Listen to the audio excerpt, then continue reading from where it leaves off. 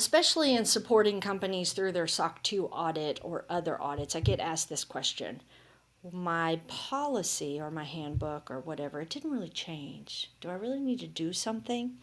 Why do I need to reapprove it? Why do I need to look at it?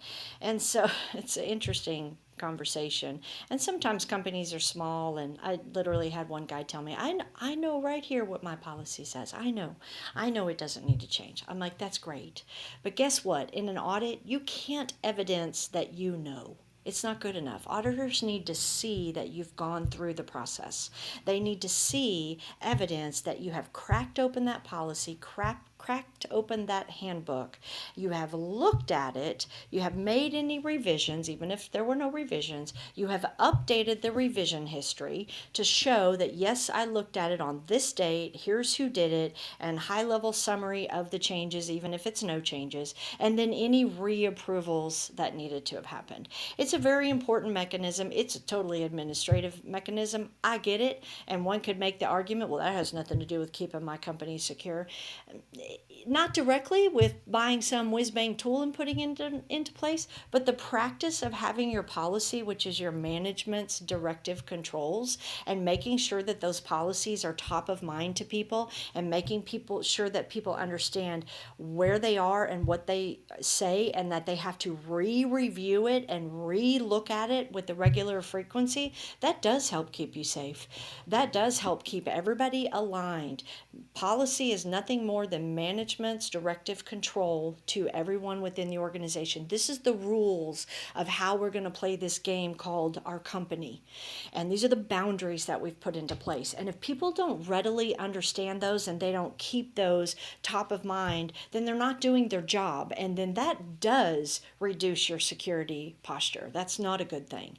And so just take training, for example. If your policy is that everybody receives security awareness training one time, at least annually, at hire and at least annually, and the reason that we do it is, we want it to be relevant and up to date, and we want it to help make sure that people know their part to play in keeping everything secure. That's great, but if people don't understand that the intent of that directive control is to keep the company safe, and this is one of the mechanisms that we have an expectation is going to be done, and then it kind of morphs to, oh, just, there's this YouTube video out there, just have people watch that, and send the email, that's good enough, it's fine. They've missed the whole intent of the directive control, and that will deteriorate your security position as a company. So it can have an effect. It can have an indirect effect, and it can have a direct effect. And so it's very important that you crack those policies open. The employee handbook, that's to your employee population, right? And so that typically tells them what the expectation of how they work, that they won't cheat and steal. I know it seems ridiculous that we have to tell people that officially, but we do. And then if they see that behavior, here's how they report it, and here's the acceptable use. You can't use your computer, your business computer, to be on Facebook all day. Again, sad we have to tell people, but we have to tell people that, right? And then we can't tell them one time when they hired on 6 years ago. Is that keeping it top of mind? Do you think they're thinking about those things and what's acceptable? Sure, some people are, because they think about those things just more naturally, but that's not an equitable distribution across the employee base, where you're making sure that everybody understands the same thing and everybody knows it very well. And so even if it hasn't changed, it's important to keep it in front of people. It's important to let people know that this stuff is important, and that really does increase your security posture overall. And it doesn't cost you anything. You don't have to go buy a fancy tool to do that. It costs you time and resources to run the process, of course, but it doesn't require a fancy tool to go do that. And it really is a great way to help to mitigate the risk of people. People are a great asset. I just saw this today, but they're also one of your biggest risks as well.